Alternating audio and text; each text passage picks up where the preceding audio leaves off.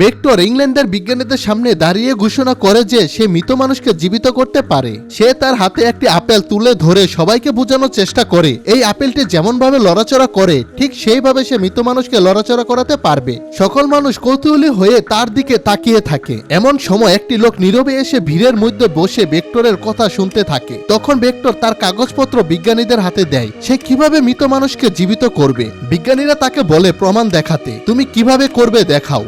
Vector কাপড়ে ঢাকা জায়গাটি সরিয়ে ফেলে। সেখানে একটি মানুষের অর্ধেক নিথর দেহ দেখা যায়। ভেক্টরের হাতে থাকা একটি ব্যাটারি সে মানুষের নিচে লাগিয়ে দেয়। সঙ্গে সঙ্গে মানুষটি নড়াচড়া করতে শুরু করে এবং জীবিত হয়ে ওঠে। ভেক্টর গর্ব করে বলে, এইটা আমি নিজের হাতে তৈরি করেছি। কিন্তু সেখানে থাকা বিজ্ঞানীরা ভেক্টরকে সতর্ক করে বলে, তুমি যা করছো এইগুলো মানব জাতিকে ধ্বংস করে দেবে। ঠিক তখন ভেক্টরের হাতে থাকা আপেলটি ছুঁড়ে মারলে মৃত মানুষটি আপেলটিকে ধরে ফেলে। আর ভেক্টর সবাইকে প্রমাণ করতে চায় এই মানুষটি সবকিছুই করতে পারে। এরপর সরকার ভেক্টরের সব কাগজপত্র ছিঁড়ে ফেলে দেয় এবং বলে এটা কখনোই সম্ভব হবে না এবং আমরা এটা গ্রহণ করব না।